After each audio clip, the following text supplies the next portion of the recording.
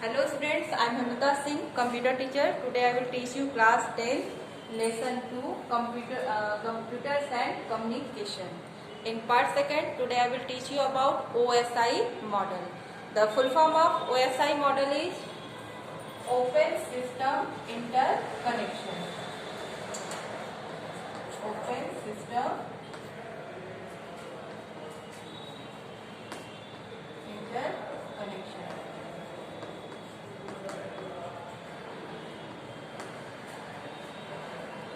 When a protocol works, it divides their work in different layers.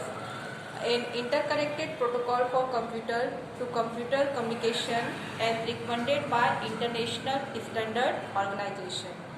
In short, we can say that ISO is gaining wide acceptance. It is an approach based on defining a number of distinct layers known as the ISO model for open system interconnection. It figure it is shown OSI model. The work of OSI model divides in 7 layers. These are first layer is physical link layer, second data link layer, third network layer, transport layer, session layer, and presentation layer, application layer. So these are the 7 layer architecture and defines a separate set of protocols. For each layer has a specific independent function. So first is physical layer.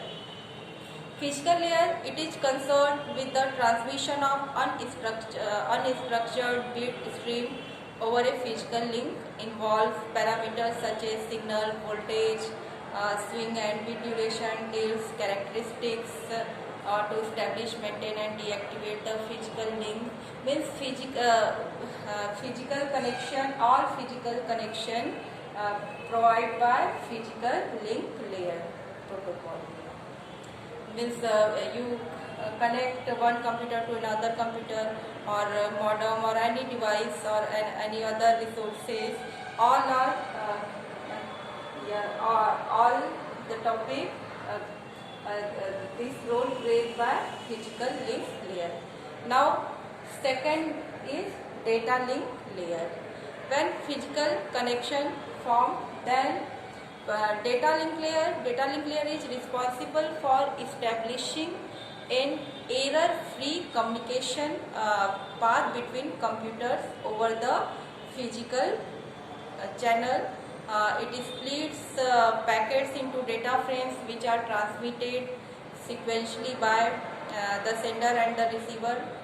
Transmit the acknowledgement. It ensures error-free data delivery. So data link layer is responsible for error-free data delivery. Next is network layer. Network layer is responsible for establishing, maintaining and terminating connections. It also sets up a logical path between source and destination computers. In network layer, which path our message is carried. So this is decided by network layer because there are various paths to send messages in computer network. So network layer decide the shortest path to send the message.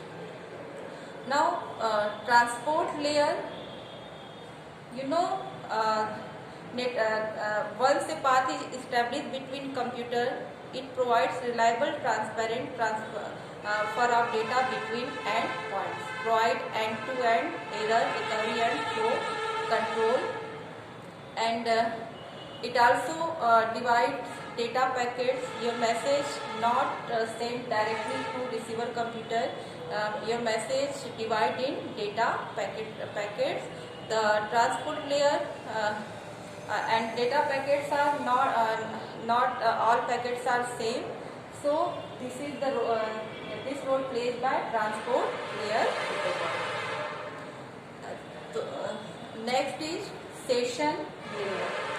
Session layer. The session layer establishes, maintains, and terminates a session between two end users. It maintains session between two users. Next is presentation layer. Presentation layer. The presentation layer provides services for the application layer to interpret the entry, data, exchange, displays, and control of structural data. It performs data compression to present data to user. Next is last is application layer. Application layer. This layer is a user-oriented layer which provides services directly support the end user of the network. The services provided by application layer include file transfer, remote file access, and database management. In all computers, it's not necessary to in all computers install same type of operating system, but there are different operating systems. So application layers communicate these different types of computer and success to send messages one computer to another computer. So this is the structure of OSI model, open system interconnection, and there are 7 layers.